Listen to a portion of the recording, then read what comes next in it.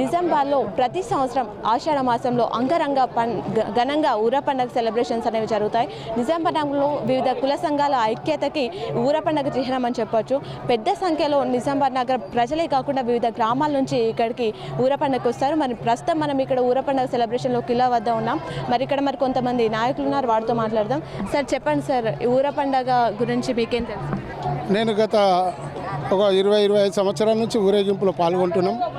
మన ఊర పండుగ కమిటీలో మెంబర్గా. అంతకుముందు మా నాన్నలతో వచ్చేవాడిని. ఈరోజు చూస్తుంటే అంచెలంచెలుగా కొంచెము మన హిందూ బంధువులకు మన పూజల మీద కానీ మన చేసే కార్యక్రమాల మీద భక్తి శ్రద్ధలతో మన పండుగని ఈరోజు బయటకు వచ్చి చేస్తుర్రు. ఇది ఎందుకంటే మనం పుట్టకముందు గత 18 సంవత్సరము 34లో ఏమో పేగు వ్యాధి వచ్చింది. పేగు వ్యాధి వచ్చినప్పుడు మన సైనికులు, హైదరాబాద్లో ఉన్న సైనికులు మా ఉత్తరప్రదేశ్లో ఉండి ఉజ్జయిని మాంకలమ్మ దగ్గర అప్పుడు వాళ్ళు మొక్కి అక్కడ నుంచి అమ్మవారిని తీసుకొచ్చి హైదరాబాద్లో పెడితే అక్కడి నుంచి మనం ఇక్కడ కూడా తీసుకొచ్చి ఇక్కడ అప్పటి పెద్ద మనుషులు పెట్టి మొక్కితే తగ్గగానే ఇక్కడ ఊరేగింపు అనేది అమ్మవారి ఊరేగింపు చాలా అయింది.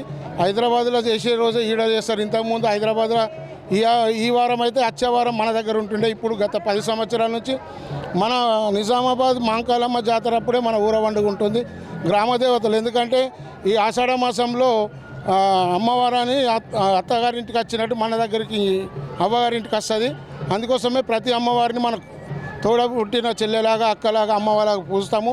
ఈ ప్రత్యేకంగా ఏంటంటే ఆషాఢ మాసంలో అయిపోయినాక శ్రావణంలో వెళ్తుంది అని పెద్ద మనుషులు చెప్పంగిన్నాము.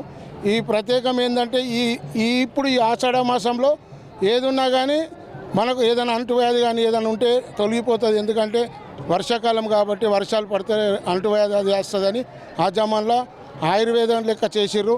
అప్పట్లో ఇంత పెద్ద హాస్పిటళ్ళు లేవు, ఏం లేకుండే. కానీ ఈరోజు ఇంత మంచి అవుతుందంటే మనము అమ్మవారి దయ వల్ల ఈరోజు మనం అందరం ఇంత స్థాయిలో ఉన్నాము. మీ K6కు మా ఊర పండుగ శుభాకాంక్షలు తెలుపుతూ మీ అందరికీ నిజామాబాద్ ఇందూరు ప్రజలకు కూడా ఊర పండుగ శుభాకాంక్షలు.